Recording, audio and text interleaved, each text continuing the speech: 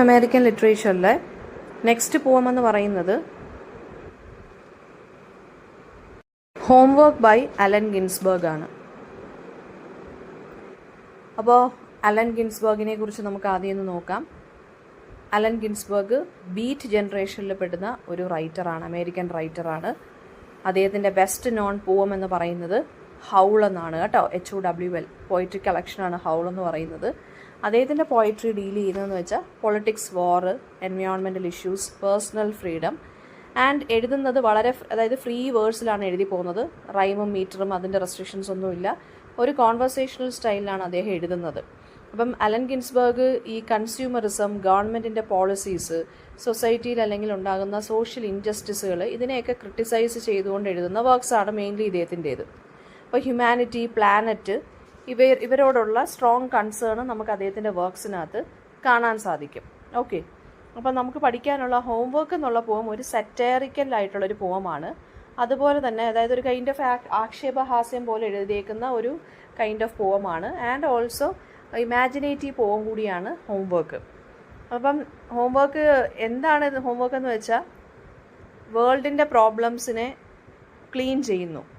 ആ ഒരു ആക്ഷനെ ലോണ്ട്രി നമ്മൾ ചെയ്യത്തില്ലേ, തുണി കഴുകത്തില്ലേ, അതുമായിട്ട് കമ്പയർ ചെയ്യുവാണ്.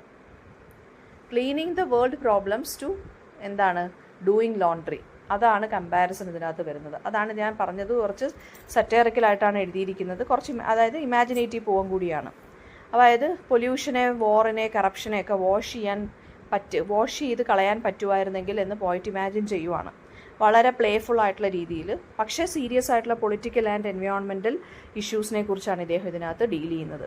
പിന്നെ ഈ പോം അല്ലെങ്കിൽ ഈ ഒരു കവിത ഒരു ട്രിബ്യൂട്ടാണ് ഒരാൾക്കുള്ള, കെന്നത്ത് കോച്ച് എന്നുള്ള ഒരു ഹ്യൂമറസ് പോയറ്റിനുള്ള ഒരു ട്രിബ്യൂട്ടാണ് എന്തെന്ന് പറയുന്നത് ഹോംവർക്ക് എന്നുള്ള പോം. അപ്പോൾ ഈ കെന്നത്ത് കോച്ച് ആരാണെന്ന് ചോദിച്ചു കഴിഞ്ഞാൽ നിങ്ങളൊന്ന് അറിഞ്ഞിരിക്കുക, ഒരു അമേരിക്കൻ പോയറ്റും പ്ലേ റൈറ്റും ഒക്കെയാണ്. അദ്ദേഹത്തിൻ്റെ വർക്ക്സിനകത്തെന്ന് വെച്ചാൽ അദ്ദേഹം വളരെ വിറ്റി ആയിട്ടാണ് അദ്ദേഹം എഴുതുന്നത്, എന്ന് വെച്ചാൽ ഹ്യൂമറസ് ആയിട്ടാണ് എഴുതുന്നത്. ഓക്കെ, അപ്പം കെന്നത്ത് ജെ കോച്ച് എന്നാണ് ഇദ്ദേഹത്തിൻ്റെ ഫുൾ നെയിം. US ഒഹയോയിലാണ് ഇദ്ദേഹം ജനിച്ചത്. ന്യൂയോർക്ക് സിറ്റിയിലാണ് ഇദ്ദേഹം മരിച്ചത്. 2002 മരിച്ചത്. അപ്പം ഇദ്ദേഹത്തിൻ്റെ ഒരു സ്റ്റൈൽ ഓഫ് റൈറ്റിംഗ് എന്ന് വെച്ച് കഴിഞ്ഞാൽ ഹ്യൂമറസ് ആയിട്ടുള്ള പോയട്രി എഴുതുന്നതാണ് കെന്നത്ത് കോച്ചിൻ്റെ ഒരു രീതി എന്ന് പറയുന്നത്. സോ ഈ ഒരു പോം ഡെഡിക്കേറ്റ് ചെയ്തിരിക്കുന്നത് അല്ലെങ്കിൽ ട്രിബ്യൂട്ട് ചെയ്തിരിക്കുന്നത് നമ്മുടെ കെന്നത്ത് കോച്ച് എന്നുള്ള അമേരിക്കൻ ഹ്യൂമറസ് റൈറ്ററിനാണ്. അപ്പോൾ ഈ പോയത്തിനകത്ത് റിഫ്ലക്റ്റ് ചെയ്തേക്കുന്നതെന്ന് വെച്ച് കഴിഞ്ഞാൽ നമ്മൾ ലേറ്റ് 20th സെഞ്ച്വറിയിൽ കാണുന്ന കുറച്ച് സീരിയസ് ആയിട്ടുള്ള issues related to war, nuclear threats and pollution. Okay, ഇനി നമുക്ക് സ്റ്റാൻസ വൈസ് എക്സ്പ്ലനേഷൻ നോക്കാം. സ്റ്റാൻസ വൈസ് എക്സ്പ്ലനേഷൻ എന്ന് പറയാൻ പറ്റത്തില്ല, കണ്ടിന്യൂസ് ലൈൻസ് ആണ് പറഞ്ഞു പോയേക്കുന്നത്. നമുക്ക് സെക്ഷൻ വൈസ് നോക്കാം. ഫസ്റ്റ് സെക്ഷനകത്ത് പറഞ്ഞേക്കുന്നതെന്ന് വെച്ചാൽ വാഷിംഗ് കൺട്രീസ് ആൻഡ് നേച്ചർ. കൺട്രീസിനെയും നേച്ചറിനെയും വാഷ് ചെയ്യാൻ പറ്റിയിരുന്നുവെങ്കിൽ എന്ന് പറയുവാണ്. അപ്പോൾ പറയുന്നതെന്ന് വെച്ച് കഴിഞ്ഞാൽ കൺട്രീസിനെയൊക്കെ, രാജ്യങ്ങളെയൊക്കെ ക്ലോത്ത്സിനെ പോലെ വാഷ് ചെയ്യാൻ പറ്റിയിരുന്നുവെങ്കിൽ. അപ്പോൾ അവിടെ ഇറാൻ്റെ കാര്യവും ആഫ്രിക്കയുടെ കാര്യമൊക്കെ പറയുന്നുണ്ട്. ഡേർട്ടി ഇറാൻ എന്നാണ് പറഞ്ഞേക്കുന്നത്. ഇറാനിലുള്ള പൊളിറ്റിക്കൽ കോൺഫ്ലിക്റ്റിനെ കുറിച്ചും പൊളിറ്റിക്കൽ അൺട്രസ്റ്റിനെ കുറിച്ചുമാണ് പറഞ്ഞിരിക്കുന്നത്. ആഫ്രിക്കയെ ക്ലീൻ ചെയ്യാൻ പറ്റുമായിരുന്നെങ്കിൽ എന്ന് പറയുന്നുണ്ട്.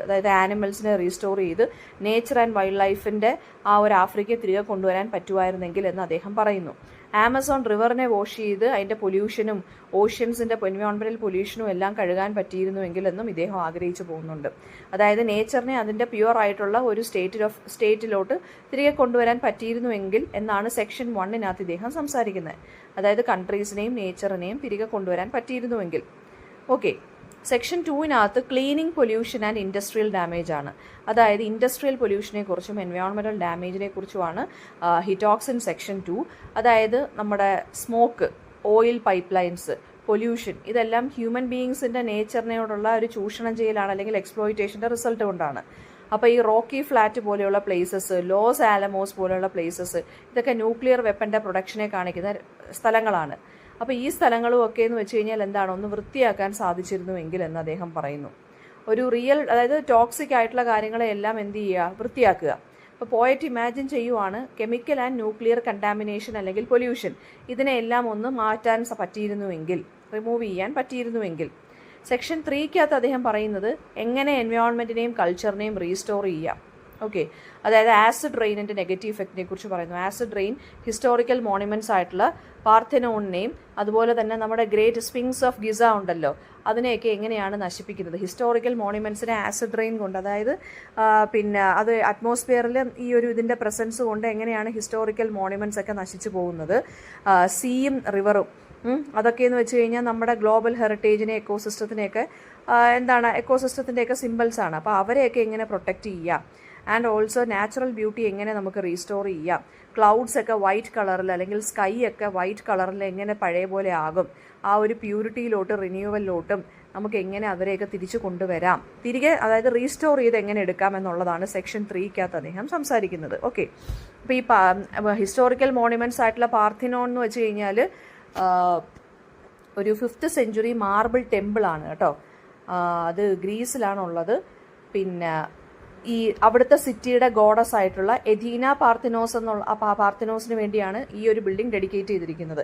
നിങ്ങൾക്കത് നെറ്റിലടിച്ച് കൊടുക്കുമ്പോൾ കുറേ പില്ലേഴ്സ് ഇങ്ങനെ നിൽക്കുന്നതായിട്ട് കാണാം. മാർബിൾ പില്ലേഴ്സാണ്, ഒരു മാർബിൾ ടെമ്പിളാണ്. ഗ്രീക്ക് ആർക്കിടെക്ചറിൻ്റെ ഒരു ക്ലാസിക്കൽ എക്സാമ്പിളാണ് ഇതെന്ന് പറയുന്നത്. സോ ഈ ഒരു മാർബിൾ ടെമ്പിൾ നശിക്കുന്നു, അത് ബിക്കോസ് ഓഫ് ആസിഡ് റെയിൻ. അതുപോലെ തന്നെ വേറൊരെണ്ണമെന്ന് വെച്ചാൽ ഗ്രേറ്റ് സ്പിങ്സ് ഓഫ് ഗിസ.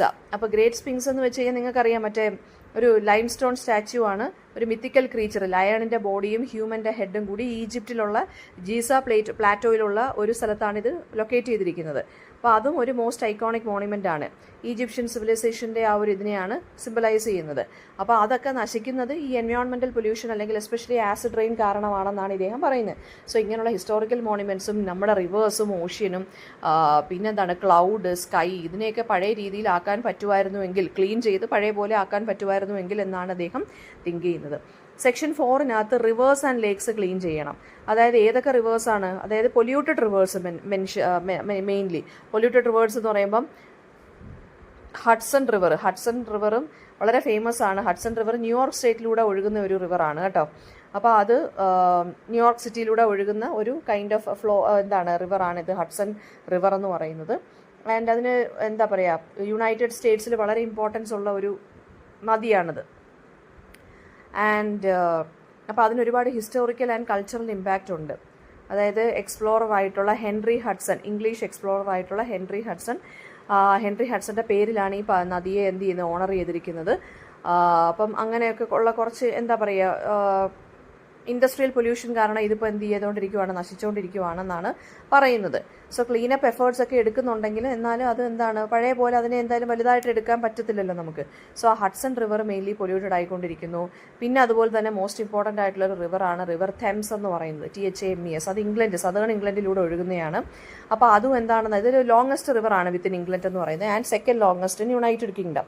അപ്പം ഇതിനകത്തും എന്താണെന്ന് പറഞ്ഞു കഴിഞ്ഞാൽ അതിന് ഒരുപാട് ഹിസ്റ്റോറിക്കൽ സിഗ്നിഫിക്കൻസ് ഉണ്ട്. ലണ്ടനിലെ ട്രേഡും ട്രാൻസ്പോർട്ട് റൂട്ടും ഒക്കെ പിന്നെ പണ്ട് കാലത്ത് ഈ റിവർ തെംസിലൂടെയായിരുന്നു നടന്നുകൊണ്ടിരുന്നത്. ലണ്ടൻ ഒരു ഗ്ലോബൽ ഇതായിട്ട് മാറിയതും ഒക്കെ ഈ ഒരു തെംസ് റിവർ കാരണമാണ്. അപ്പോൾ ഈ ഒരു റിവറിനകത്ത് പ്രത്യേകത എന്താണെന്ന് വെച്ചാൽ 25 ഫിഷ് സ്പീഷീസ് ഉണ്ട് ഇതിനകത്ത്. പക്ഷേ ഇതിപ്പം ഹെവിലി പൊല്യൂട്ടഡ് ആണ്. ക്ലൈമറ്റ് ചേഞ്ചും ഇതൊക്കെ പ്രശ്നവും ഫ്ലഡിങ്ങും ഒക്കെ കാരണം ഭയങ്കര പൊല്യൂട്ടഡ് ആണ്. അപ്പോൾ അതൊരു റിവർ. പിന്നെ ലാസ്റ്റ് വൺ എന്ന് പറയുന്നത് Necker river, NECKAR. Necker river എന്ന് പറയുന്നത് ജർമ്മനിയിലുള്ള ഒരു റിവറാണ്. അതെന്ന് വെച്ച് കഴിഞ്ഞാലും എക്കണോമിക് ആൻഡ് കൾച്ചറൽ ഇമ്പോർട്ടൻസ് ജർമ്മനിക്ക്. അതൊരു ട്രേഡ് ആൻഡ് ട്രാൻസ്പോർട്ട് റൂട്ടായിരുന്നു.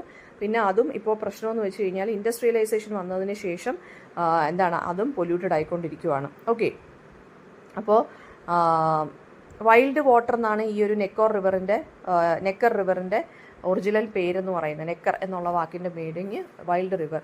സോ അതുപോലെ തന്നെ അപ്പോൾ ഈ റിവേഴ്സിൻ്റെയും ലേക്സിൻ്റെയും കാര്യം പറയുവാണ്. ഇതുപോലെ തെംസും ഹഡ്സൺ റിവറും നെക്കർ റിവറും എല്ലാം ഹെവിലി പൊല്യൂട്ടഡ് ആണ്. സോ ഇൻഡസ്ട്രിയൽ വേസ്റ്റും എൻവയോൺമെൻറ്റൽ ഡാമേജും എല്ലാം പോയിട്ടിന് റിമൂവ് ചെയ്ത് കളയണം. സെക്ഷൻ 5 ഇദ്ദേഹം വാർ ആൻഡ് ഗ്ലോബൽ പൊളിറ്റിക്സിനെ കുറിച്ചാണ് പറയുന്നത്. അതായത് വാർ, വയലൻസ്, എസ്പെഷ്യലി വിയറ്റ്നാം വാറിനെ കുറിച്ച് ഇദ്ദേഹം സംസാരിക്കുന്നു. പിന്നെ വരുന്നതെന്ന് വെച്ച് കഴിഞ്ഞാൽ ഈ വാറിൽ യൂസ് ചെയ്തിരിക്കുന്ന കെമിക്കൽ വെപ്പൺ എന്ന് പറഞ്ഞ ഏജൻറ്റ് ഓറഞ്ച് എന്നാണ് ആ കെമിക്കൽ വെപ്പണിനെ വിളിക്കുന്നത്. അപ്പോൾ ആ വാറിലുണ്ടായ ബ്ലഡ് വാഷ് ചെയ്ത് കളയണമെന്ന് ഇദ്ദേഹം പറയുന്നു. എന്ന് വെച്ചാൽ വയലൻസും സഫറിങ്ങും എല്ലാം വാഷ് ചെയ്ത് കളയണം. റഷ്യയെക്കുറിച്ചും ചൈനയെക്കുറിച്ചും ഒക്കെ ഇദ്ദേഹം മെൻഷൻ ചെയ്ത് പോകുന്നുണ്ട്. അതായത് ആ ഗ്ലോബൽ പൊളിറ്റിക്കൽ ടെൻഷനെ കുറിച്ചാണ് പറഞ്ഞു പോകുന്നത്. അതുപോലെ തന്നെ US ഇൻവോൾവ്മെൻറ്റ്, അതായത് ഈ സെൻട്രൽ അമേരിക്കൻ പൊളിറ്റിക്സിൽ US-ന്റെ ഇൻവോൾവ്മെൻറ്റിനെ ക്രിട്ടിസൈസ് ചെയ്തു അദ്ദേഹം ഈ ഒരു സെക്ഷനകത്ത് പറയുന്നുണ്ട്. എന്ന് വെച്ചാൽ വാറിനെ കുറിച്ചും വാറിനെതിരെയും ഗ്ലോബൽ പൊളിറ്റിക്സിനെതിരെയാണ് അദ്ദേഹം ഈ ഒരു സെക്ഷനകത്ത് സംസാരിക്കുന്നത്. സെക്ഷൻ 6-നകത്ത് അല്ലെങ്കിൽ ഫൈനൽ സെക്ഷനകത്ത് എന്താ പറയുന്നത്? പ്ലാനറ്റിനെ മൊത്തത്തിൽ ഫൈനലായിട്ട് ക്ലീൻ ചെയ്യണം, final cleansing of the planet എന്നാണ് പറഞ്ഞിരിക്കുന്നത്. അതായത് പോയിട്ട് ഇമാജിൻ ചെയ്യുന്നതെന്ന് വെച്ചാൽ എൻറ്റയർ വേൾഡിനെ കംപ്ലീറ്റ് ആയിട്ട് ക്ലീൻ ചെയ്യാൻ പറ്റുമായിരുന്നുവെങ്കിൽ എന്ന് അദ്ദേഹം പറയുവാണ്. അതിന് 20 മിനിറ്റ്സോ അല്ലെങ്കിൽ ചിലപ്പോൾ ഒരുപാട് വർഷങ്ങളോ വേണ്ടി വരുമെന്ന് ഇദ്ദേഹം പറയുന്നു. ഒരു ഹോപ്പ്ഫുൾ ആയിട്ടുള്ള രീതിയിൽ, വളരെ പീസ്ഫുൾ ആയിട്ടുള്ള രീതിയിൽ ഒരു പ്യുവർ ക്ലീൻ വേൾഡാണ് ഇദ്ദേഹത്തിൻ്റെ ഒരു ഇമാജിനേഷൻ അല്ലെങ്കിൽ ഒരു ഡ്രീം എന്ന് പറഞ്ഞിട്ടാണ് അദ്ദേഹം ഇവിടെ സെക്ഷൻ 6 നിർത്തുന്നത്. സോ തീംസ് വരുന്ന ഇതിനകത്ത് എൻവയോൺമെൻറ്റൽ പൊല്യൂഷൻ വരുന്നുണ്ട് അല്ലേ, എയറും വാട്ടറും ലാൻഡും എല്ലാം പൊല്യൂട്ടഡ് ആണ്. എർത്തിൻ്റെ നാച്ചുറൽ പ്യൂരിറ്റിയെ റീസ്റ്റോർ ചെയ്യണം എന്നാണ് അദ്ദേഹം ഇവിടെ സംസാരിക്കുന്നത്. പിന്നെ വാർ ആൻഡ് വയലൻസ് അല്ലേ, ബ്ലഡിൻ്റെ കാര്യവും ആ ഒരു പിന്നെ കെമിക്കൽ ഡിസ്ട്രക്ഷൻ്റെ കാര്യവും വാറിൻ്റെ ഡിസ്ട്രക്ഷൻ്റെ കാര്യമൊക്കെ അദ്ദേഹം പറയുന്നുണ്ട്. പൊളിറ്റിക്കൽ ക്രിറ്റിസിസവും ഉണ്ട്, ഗവൺമെൻറ്റിനെ ക്രിട്ടിസൈസ് ചെയ്യുന്നു അദ്ദേഹം. ഈ പിന്നെ എന്താണ് ആവശ്യമില്ലാതെ ഒരു രാജ്യം മറ്റൊരു രാജ്യത്തിൻ്റെ പൊളിറ്റിക്സിൽ കയറി ഇടപെടുന്നതോ അങ്ങനെയുള്ള പ്രശ്നങ്ങളും ഒക്കെ ഇദ്ദേഹം റഷ്യൻ ആൻഡ് ചൈനീസ് ഗവൺമെൻറ്റിൻ്റെ കാര്യവും ഒക്കെ പറയുന്നുണ്ട്. US ഗവൺമെൻറ്റിനെ പോലും അമേരിക്കൻ ഗവൺമെൻറ്റിനെ പോലും ക്രിട്ടിസൈസ് ചെയ്യുന്നുണ്ട്. പിന്നെ ഗ്ലോബൽ യൂണിറ്റിയാണ് ഇദ്ദേഹം ഇമാജിൻ ചെയ്യുന്നത്. ഗ്ലോബൽ പ്രോബ്ലംസിന് കളക്റ്റീവായിട്ടുള്ളൊരു സൊല്യൂഷനാണ് വേണ്ടുന്നത്.